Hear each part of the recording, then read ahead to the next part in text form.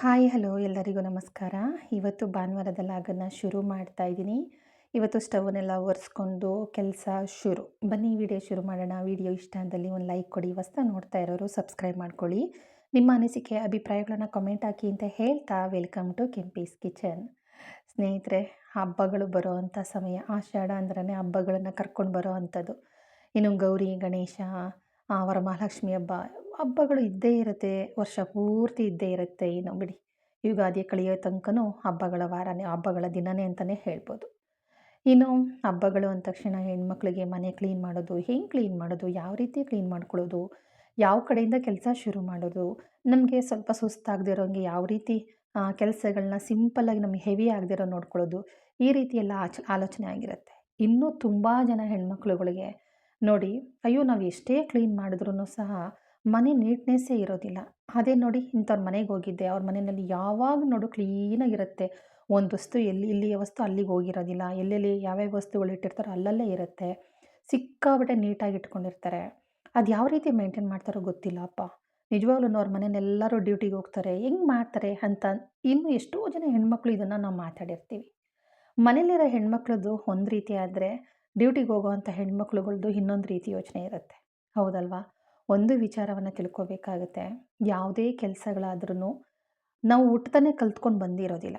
ಹೌದಾ? ಒಂದು ನೋಡಿ ಕಲಿತೀವಿ, ಒಂದು ಹೇಳಿಸ್ಕೊಂಡು ಕಲಿತೀವಿ, ಇನ್ನೊಂದು ಓದಿ ಕಲಿತೀವಿ. ಹೌದಾ ಅಲ್ವಾ? ನೋಡಿ ಕಲಿಯೋದೇ ತುಂಬ ಜಾಸ್ತಿ ಬೇಗ ನಾವು ಆಕರ್ಷಣೆಗೆ ಒಳಗಾಗೋದು.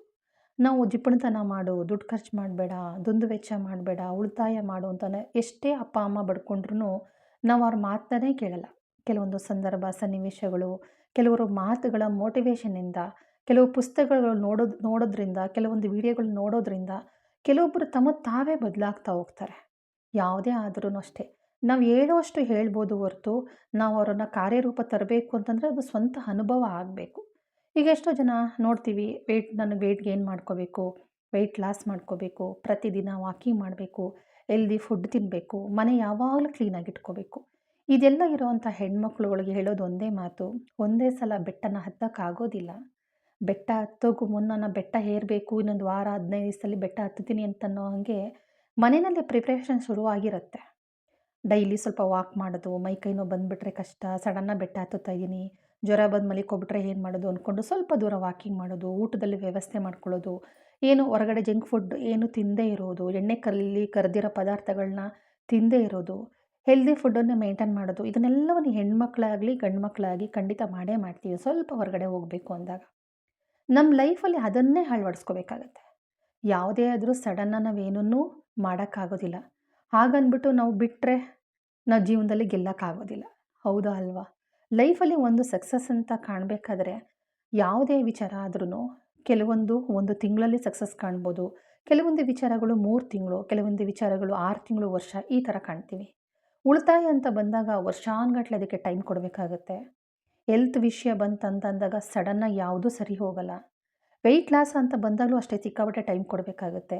ಜೊತೆಗೆ ನಮ್ಮ ಪ್ರಯತ್ನ ಮತ್ತು ನಾವು ತಗೊಳ್ಳೋವಂಥ ಫುಡ್ ಆಗಿರ್ಬೋದು, ಪ್ರತಿಯೊಂದು ಅಷ್ಟೇ. ನಾನು ಕುಡಿಯೋ ನೀರು ಸಹ ಮ್ಯಾಟ್ರ್ ಆಗುತ್ತೆ ಅಂತಲೇ ಹೇಳ್ಬೋದು. ಹೌದಲ್ವಾ?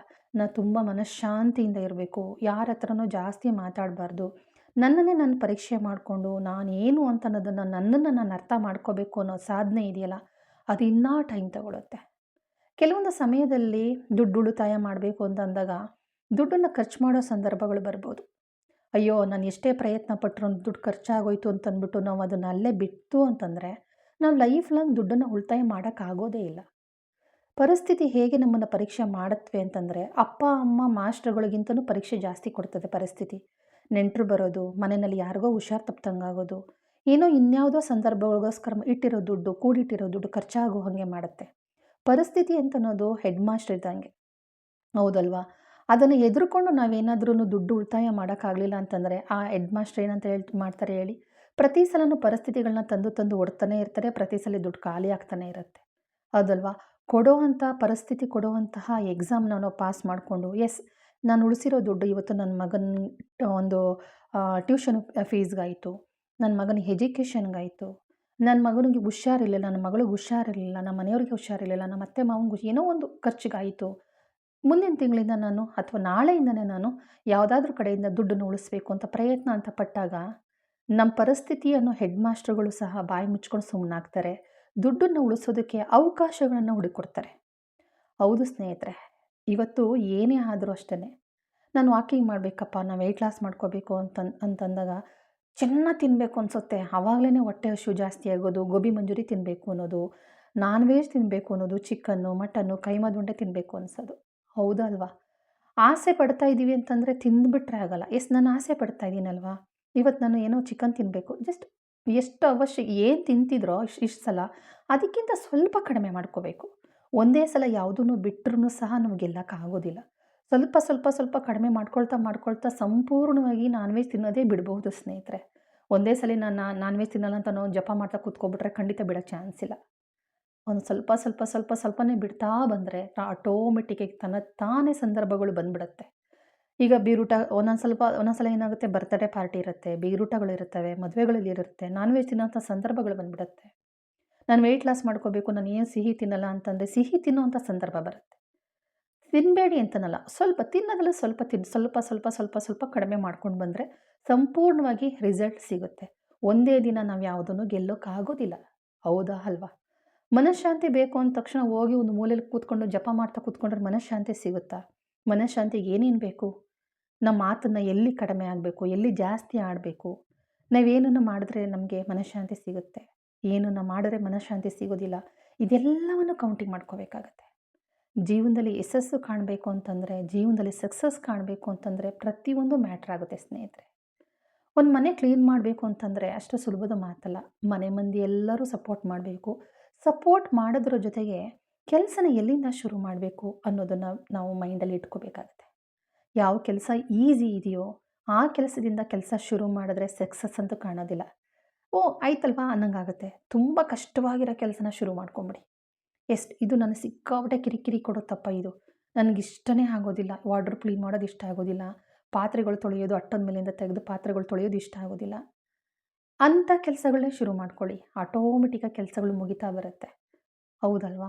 ಯಾವುದು ಇಷ್ಟ ಇಲ್ವೋ ಆ ಕೆಲಸನೇ ಮಾಡಬೇಕು. ಆಗಲೇ ನಾವು ಏನೇ ಆದ್ರೂ ನಾವುಗಳು ಸಕ್ಸಸ್ ಕಾಣೋದು. ಒಂದು ತಿಳ್ಕೊಳ್ಳಿ, ಗಂಡ್ಮಕ್ಳಿಗೆ ಹೇಳ್ಬೋದು, ಏನು ಮಾಡ್ತಿದ್ದೀಯಾ ಬೆಳಿಗ್ಗೆಯಿಂದ? ಏನಿಲ್ಲ ರೀ, ಹಟ್ಟದ ಮೇಲಿರೋ ಪಾತ್ರೆ ಎಲ್ಲ ತೆಗೆದು ತೊಳೆದೆ, ಎಲ್ಲ ಶೆಲ್ಫ್ಗಳೆಲ್ಲ ಒರೆಸ್ದೆ. ಇಷ್ಟು ಕೆಲಸ ಮಾಡೋಕ್ಕೆ ಇಷ್ಟೊತ್ತು ತಗೊಂಡ ಅಂತ ಕೇಳ್ಬೋದು. ಒಂದು ಕೆಲಸ ಮಾಡೋದಕ್ಕೆ ಹೆಣ್ಮಕ್ಳಿಗೆ ಗೊತ್ತಿರುತ್ತೆ, ಅದನ್ನು ಎಲ್ಲಿಡಬೇಕು, ಎಲ್ಲಿ ಅದನ್ನು ಕರೆಕ್ಟಾಗಿ ಓರಣವಾಗಿ ಜೋಡಿಸ್ಬೇಕು, ಯಾವ ಥರ ಎಲ್ಲೆಲ್ಲಿ ವಸ್ತುಗಳನ್ನ ಇಟ್ಟರೆ ಹೆಂಗಿರುತ್ತೆ ಅಂತ ಅದು ಹೆಣ್ಮಕ್ಳು ಮಾತ್ರ ಗೊತ್ತಿರುತ್ತೆ. ಗಂಡ್ಮಕ್ಳು ಏನು ಗೊತ್ತಿಲ್ಲ. ಅಜ್ಜಿ ಹೇಳೋ ಒಂದು ಮಾತು, ಗಂಡಸರಿಗೇನು ಗೊತ್ತು ಗೌರಿ ದುಃಖ, ಎತ್ತೇನು ಗೊತ್ತು ಎಳ್ನೀರು ಸ್ವಾದ ಅಂತ ಹೇಳ್ತಿದ್ರು. ಎತ್ತಿ ಗೊತ್ತಾ ಎಳ್ನೀರು ಸ್ವಾದ?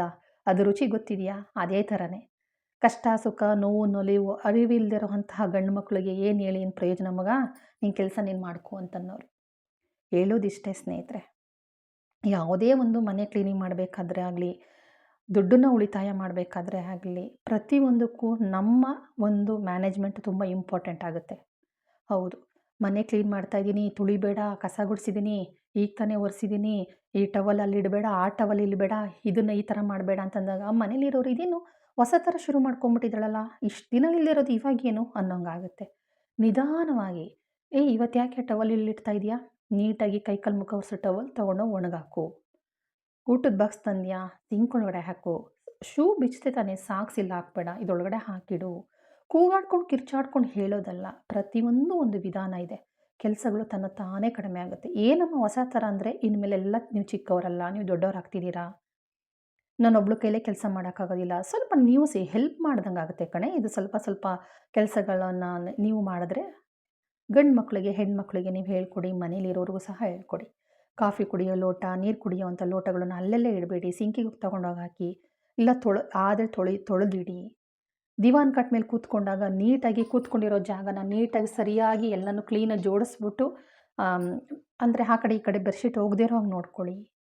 ರಿಮೋಟ್ ತಗೋತಾ ಅಲ್ಲೇ ಇಡಿ, ವಾಚ್ ತಗೋತಾ ಎಲ್ಲಿ ತೊಗೊಂಡಿದ್ರಿ ಅಲ್ಲೇ ಇಡಿ. ಬಾಚಣಿಗೆ ತೊಗೊಂಡ್ಮೇಲೆ ತೆಗೆದು ಅಲ್ಲೇ ಕೂದಲನ್ನು ತೆಗೆದು ಅಲ್ಲೇ ಬಿಸಾಕ್ಬಿಟ್ಟು ಹೋಗಬೇಡಿ. ಅದು ನೀಟಾಗೆಲ್ಲ ಕೂದಲ ತೆಗೆದು ಅದು ಒಂದು ನಾನು ಬಾಚಣಿಗೆ ಹಾಕೋದಕ್ಕೆ ಏನು ಬಾಕ್ಸ್ ಇಟ್ಟಿರ್ತೀನಿ ಅದರೊಳಗಡೆ ಹಾಕಿಡಿ.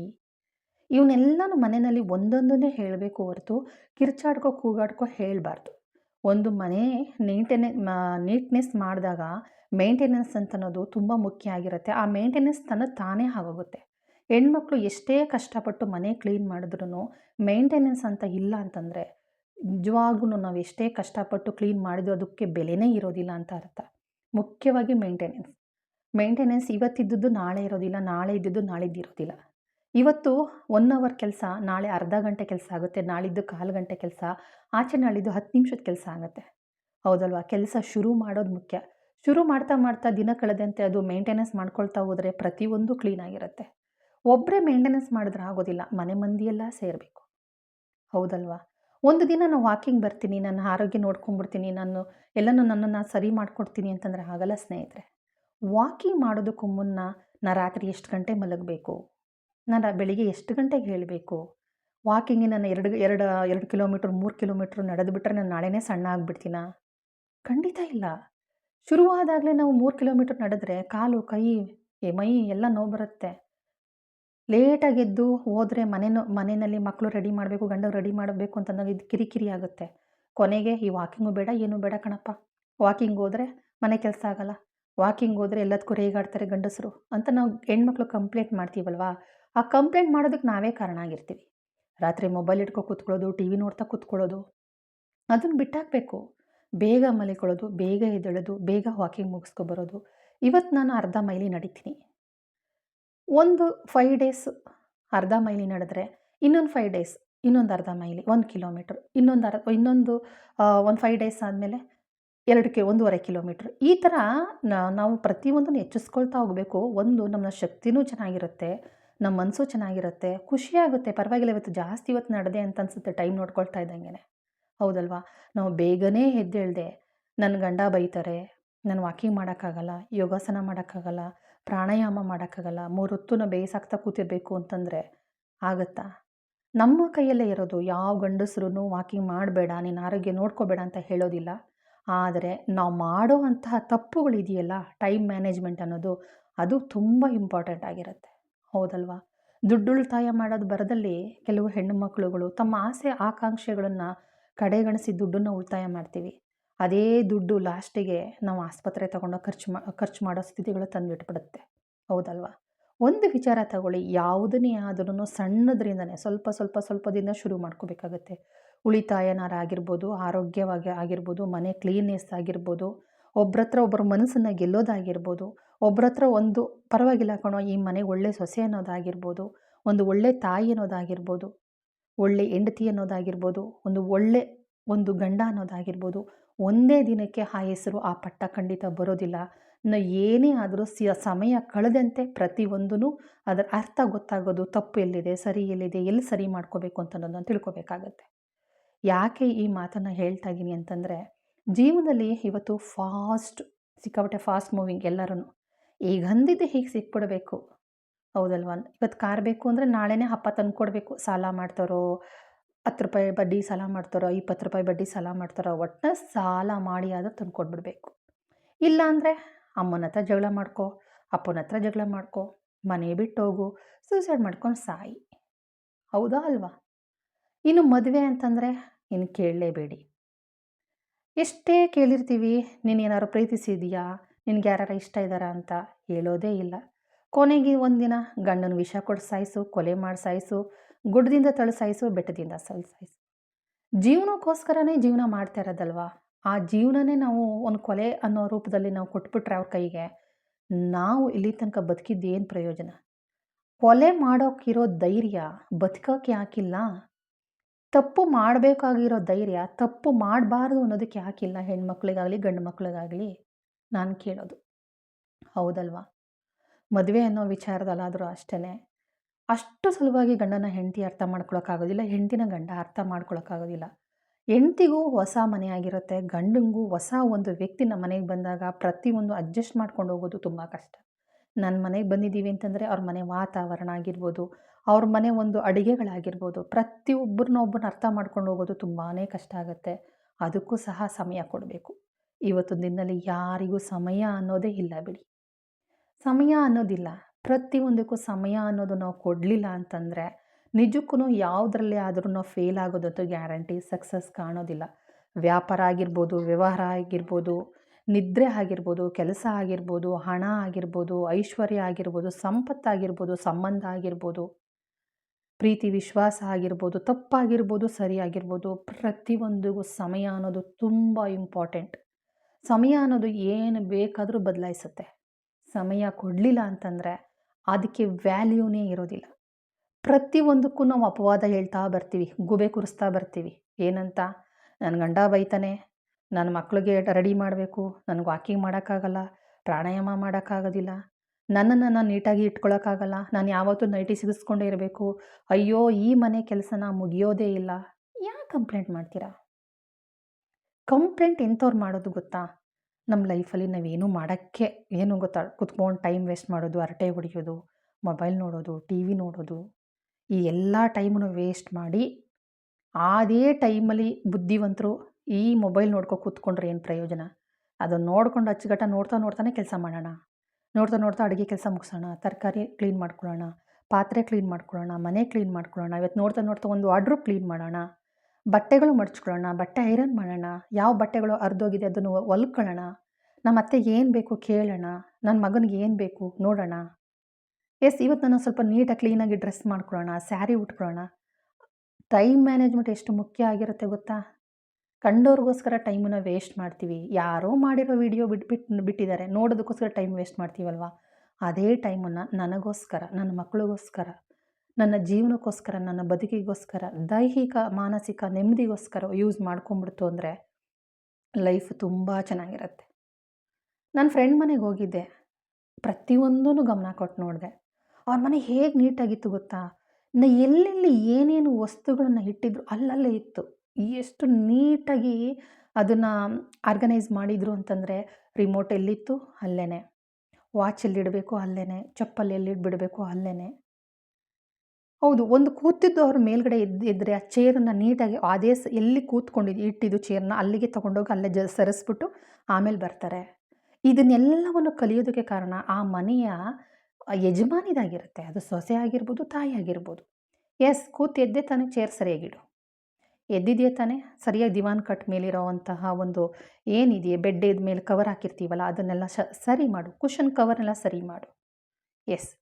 ಬಟ್ಟೆ ಕೊಳೆ ಆಗಿದೆ ಅಲ್ವಾ, ತಂದು ವಾಶ್ಗೆ ಹಾಕು ಫಸ್ಟ್. ಜೋರಾಗಿ ಕಿರ್ಚ್ಕೊಂಡು ಮಾತಾಡ್ತಿದೀಯಾ, ಮೆಲ್ಲಗೆ ಮಾತಾಡೋದು ಕಲಿ. ಯಾಕೆ ಮುಖ ಊದಿಸ್ಕೊಂಡು ಮಾತಾಡ್ತಿದೀಯಾ, ನಿಧಾನ ನಗ್ನಗ್ತಾ ಮಾತಾಡೋದು ಕಲಿ. ಇದೆಲ್ಲವನ್ನು ಮನೆ ಯಜಮಾನಿಯಾಗಿರೋಳು ಹೇಳ್ಕೊಟ್ಟಿರ್ತಾರೆ. ಅದೇ ಕಾರಣಕ್ಕೆ ನನ್ನ ಫ್ರೆಂಡ್ ಮನೆ ನೋಡಿದ ತಕ್ಷಣ ನಂಗೆ ಖುಷಿ ಆಯಿತು. ಕೇಳಿದೆ, ಇದೆಲ್ಲ ಹೇಗೆ ಮೇಂಟೈನ್ ಮಾಡ್ತೀರಾ ನೀವು? ಕೆಲಸಕ್ಕೆ ಹೋಗ್ತೀರಾ, ಗಂಡ ಎಲ್ಲ ಮಕ್ಕಳೆಲ್ಲ? ಏನಿಲ್ಲ ಕಣೆ, ತಲೆ ಕೆಡಿಸ್ಕೊಳ್ಳಲ್ಲ. ಮನೆಯಲ್ಲಿ ಜಾಸ್ತಿ ಏನು ಐಟಮ್ಸ್ಗಳು ಇಟ್ಟುಕೊಳ್ಳೋದಿಲ್ಲ. ಒಂದು ಹೊಸ ಐಟಮ್ ಬಂತು ಅಂದರೆ ಹಳೆ ಐಟಮ್ನೆಲ್ಲ ತೆಗೆದಾಕ್ತೀವಿ. ಜೊತೆಗೆ ವಾರಕ್ಕೊಂದು ಸಲ ಡೀಪ್ ಕ್ಲೀನ್ ಅಂತ ಏನೂ ಬರೋದಿಲ್ಲ, ಅಲ್ಲಿದಲ್ಲೇ ಸಿಂಪಲಾಗಿ ಕೆಲಸಗಳನ್ನ ಮಾಡ್ಕೊಳ್ತೀವಿ. ನಾವು ವಾರಕ್ಕೊಂದು ಸಲ ಕ್ಲೀನ್ ಮಾಡ್ಕೋತಾ ಇರೋದಕ್ಕೇ ನಮಗೆ ಕೆಲಸಗಳು ಕಷ್ಟ ಅನಿಸೋದು ಇಲ್ಲ. ಅದ್ರ ಜೊತೆಗೆ ಕ್ಲೀನಾಗಿರುತ್ತೆ. ಮನೆ ಮಕ್ಕಳಿಗೆಲ್ಲ ಹೇಳ್ಕೊಟ್ಟಿದ್ದೀನಿ, ಊಟ ಮಾಡಿದ ತಕ್ಷಣ ತಟ್ಟೆ ತೊಳೆದಿಡು, ಕಾಫಿ ಕುಡಿದ ತಕ್ಷಣ, ನೀರು ಕುಡಿದ ತಕ್ಷಣ ಗ್ಲಾಸ್ಗಳೆಲ್ಲ ಕ್ಲೀನ್ ಮಾಡಿಡು, ಊಟದ ಬಾಕ್ಸ್ ತಂದ ತಕ್ಷಣ ಸಿಂಕಿಗೆ ಹಾಕು, ಸಾಕ್ಸ್ ಎಲ್ಲನೂ ತೊಳೆಯೋಕೆ ಹಾಕು, ಬಟ್ಟೆ ಯೂನಿಫಾರ್ಮ್ ಎಲ್ಲ ವಾಶ್ ಮಾಡೋದಕ್ಕೆ ಎಲ್ಲೆಲ್ಲಿ ಇಡಬೇಕು ಅಲ್ಲೆಲ್ಲಿ ಇಡು. ನಮ್ಮ ಮನೆಯವ್ರಿಗೂ ಹೇಳ್ಕೊಟ್ಟಿದ್ದೀನಿ, ತರಕಾರಿ ತೊಗೊಂಡು ಬಂದರೆ ಇಂಥ ಜಾಗದಲ್ಲೇ ಇಡಬೇಕು. ಅತ್ತೆ ಮಾವ ಬಂದ ತಕ್ಷಣವೇ ಅವರಿಗೆ ಏನು ಬೇಕು ಏನು ಬೇಡ ಅದನ್ನು ಬೆಳಗ್ಗೆ ನೀವು ನೋಡ್ಕೊಳ್ಳಿ, ಸಾಯಂಕಾಲ ನಾನು ನೋಡ್ಕೊಳ್ತೀನಿ. ಬೆಳಗ್ಗೆ ನಾನು ಫ್ರೀ ಆಗೋದಿಲ್ಲ, ಮನೆ ಮತ್ತು ಮಕ್ಕಳು ಕಳಿಸೋದಿಲ್ಲ, ನಾನು ಕಷ್ಟ ಆಗುತ್ತೆ ಅಂತ ನಾವು ಹಂಚ್ಕೊಂಡಿದ್ದೀವಿ ಕೆಲಸನ. ನಮ್ಮ ಅತ್ತೆನೂ ಅಷ್ಟೇ, ನಮ್ಮ ಅತ್ತೆನೂ ಸಹ ಒಂದು ವರ್ಕಿಂಗ್ ವುಮೆನ್ ಆಗಿದ್ದರು. ಅವರು ಅದನ್ನು ಕಲಿಸ್ಕೊಟ್ಟಿದ್ದಾರೆ ನನ್ನ ಗಂಡನಿಗೆ. ಹಾಗಾಗಿ ನನಗೆಲ್ಲ ಕೆಲಸನೂ ಈಸಿ ಆಗುತ್ತೆ, ಎಲ್ಲೆಲ್ಲಿ ಇರುತ್ತೋ ಅಲ್ಲಲ್ಲೇ ಇರುತ್ತೆ ಅಂತೆಲ್ಲ ಹೇಳಿದ್ರು. ಕೆಲಸದವ್ರು ಯಾರನ್ನೂ ಇಟ್ಕೊಂಡಿಲ್ವಾ ಅಂತಂದೆ. ಖಂಡಿತ ಇಟ್ಕೊಂಡಿಲ್ಲಮ್ಮ ಅಂತಂದರು. ನೋಡಿ ಆಮೇಲೆ ಹೇಳ್ತಾರೆ ಅವರು ಒಂದು ಮಾತು, ಟಿ ವಿ ಏನು ಟೈಮ್ ಇದು ಟಿ ವಿನ ಯಾವಾಗಲೂ ನೋಡ್ತೀಯ ಅಂದರೆ, ಇಲ್ಲ ನನಗೆ ಬುಕ್ ಓದೋ ಹುಚ್ಚು ಜಾಸ್ತಿ, ಟಿ ವಿ ಜಾಸ್ತಿ ನೋಡೋದಿಲ್ಲ. ಹಬ್ಬಬ್ಬ ಅಂದರೆ ಒಂದು 1/2 hour ನ್ಯೂಸ್ ನೋಡ್ತೀನಿ ಅಷ್ಟೇ. ಮತ್ತೆಲ್ಲ ನಮ್ಮ ಜೀವನದಲ್ಲಿ ನಡೆಯೋದನ್ನೇ ಒಂದು ಬಣ್ಣ ಕಟ್ಟಿ ತೋರಿಸಿರ್ತಾರೆ.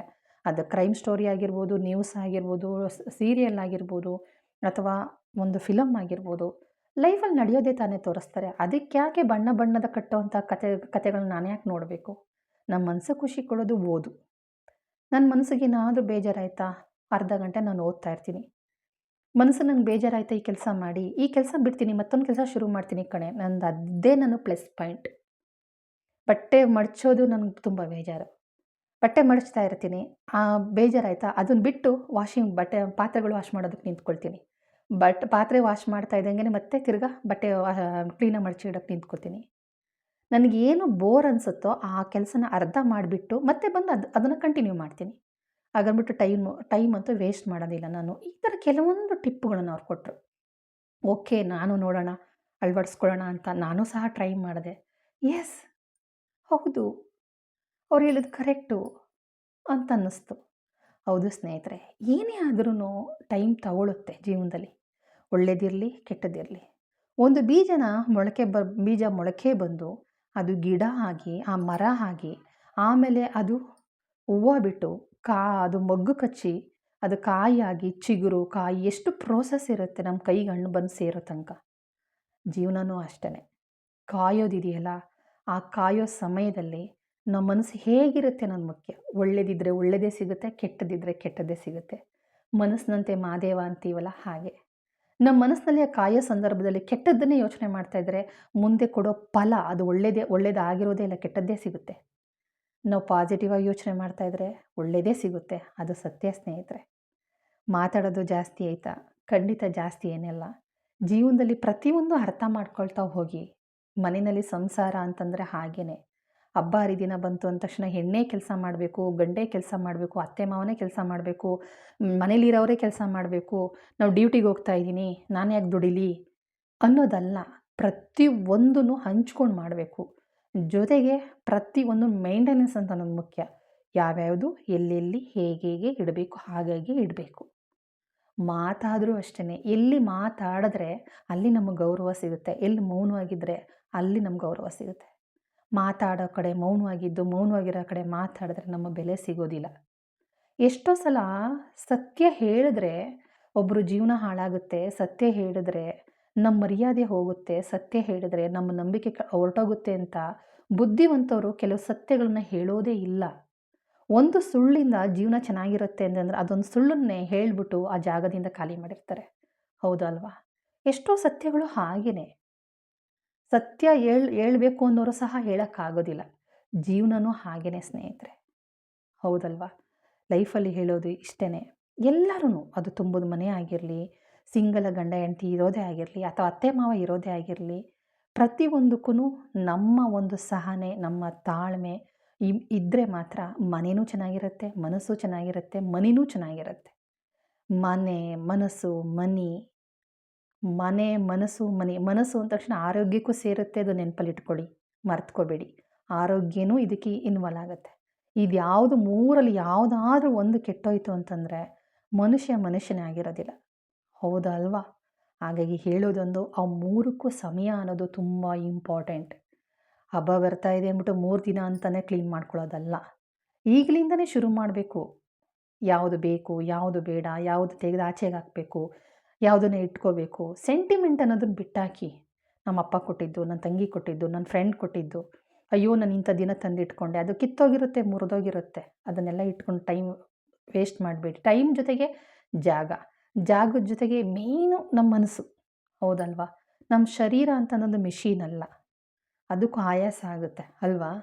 ಹಾಗಾಗಿ ಜೀವನದಲ್ಲಿ ಮನೆ, ಮನಸ್ಸು, ಮನಿ ಅನ್ನೋದನ್ನು ನಾವು ಸರಿಯಾಗಿ ಬ್ಯಾಲೆನ್ಸ್ ಮಾಡ್ಕೊಂಡು ಬಂದುಬಿಡ್ತು ಅಂತಂದರೆ ಏನೇ ಆಗಲಿ, ಹಬ್ಬ ಆಗಲಿ, ಹುಣ್ಣಿಮೆ ಆಗಲಿ, ಹೌದಲ್ವಾ? ಮನೆ ಕ್ಲೀನಾಗಿರುತ್ತೆ. ನಾವೇನೇ ಫುಡ್ಡು, ನಾವು ಯಾವ್ದು ತಿನ್ನಬೇಕು, ಯಾವ್ದು ತಿನ್ನಬಾರ್ದು, ನಾವು ಹೇಗೆ ನಮ್ಮ ಲೈಫ್ ಸ್ಟೈಲನ್ನು ಚೇಂಜ್ ಮಾಡ್ಕೋಬೇಕು, ಆ ಸ್ಕಿಲ್ಲನ್ನ ನಾವು ಎಲ್ಲಿ ಕಲಿಬೇಕು, ಯಾರಿಂದ ಕಲಿಬೇಕು ಎಲ್ಲ ತಿಳ್ಕೊಂಬಿಡ್ತು ಅಂದರೆ ಆರೋಗ್ಯ ಚೆನ್ನಾಗಿರುತ್ತೆ. ದುಡ್ಡನ್ನು ಎಲ್ಲಿ ಖರ್ಚು ಮಾಡಬೇಕು, ಎಲ್ಲಿ ಖರ್ಚು ಮಾಡಬಾರ್ದು, ಹೌದಲ್ವಾ? ಬೇಕು ಬೇಡಗಳು ಅದನ್ನೆಲ್ಲ ತಿಳ್ಕೊಂಬಿಡ್ತು ಅಂದರೆ ಮನಿ ಚೆನ್ನಾಗಿರುತ್ತೆ. ಪ್ರತಿಯೊಬ್ಬ ಮನುಷ್ಯನಲ್ಲೂ ನೆಗೆಟಿವ್ ಪಾಸಿಟಿವ್ ಅನ್ನೋದಿರುತ್ತೆ. ನಾಲಿಗೆ ಅಂತ ಅನ್ನೋದನ್ನು ಬಿಡಬಾರ್ದು ಎಲ್ಲೋದ್ರೂ. ಇದೆಲ್ಲವನ್ನೂ ನಾವು ಅರ್ಥ ಮಾಡ್ಕೊಂಡಾಗ ಮಾತ್ರ ಜೀವನ ಚೆನ್ನಾಗಿರುತ್ತೆ ಅಂತ ಹೇಳ್ತೀನಿ ಸ್ನೇಹಿತರೆ. ಓಕೆ, ಈ ವಿಡಿಯೋನ ನಾನು ಇಲ್ಲಿಗೆ ಮುಗಿಸ್ತಾ ಇದ್ದೀನಿ. ಈ ವಿಡಿಯೋ ಏನಾದರೂ ಸ್ವಲ್ಪನಾದರೂ ಇಷ್ಟ ಆಯಿತು ಅಂತಂದರೆ ಒಂದು ಲೈಕ್ ಕೊಡೋದನ್ನು ಮರಿಬೇಡಿ. ಹೊಸ್ದಾಗಿ ನೋಡ್ತಾ ಇರೋರು ಸಬ್ಸ್ಕ್ರೈಬ್ ಮಾಡಿಕೊಡಿ. ನಿಮ್ಮ ಅನಿಸಿಕೆ ಅಭಿಪ್ರಾಯಗಳನ್ನು ಕಾಮೆಂಟ್ ಹಾಕೋದನ್ನು ಮರಿಬೇಡಿ. ಸುಮಾರು ದಿನ ಆಗಿತ್ತು ಲಾಂಗ್ ವಿಡಿಯೋ ಹಾಕಿ, ಈಗ ಹಾಕಿದ್ದೀನಿ. ಓಕೆ ಸ್ನೇಹಿತರೆ, ಥ್ಯಾಂಕ್ ಯು ಸೋ ಮಚ್ ಎಲ್ಲರಿಗೂ. ನೆಕ್ಸ್ಟ್ ವಿಡಿಯೋದಲ್ಲಿ ಸಿಗ್ತೀನಿ.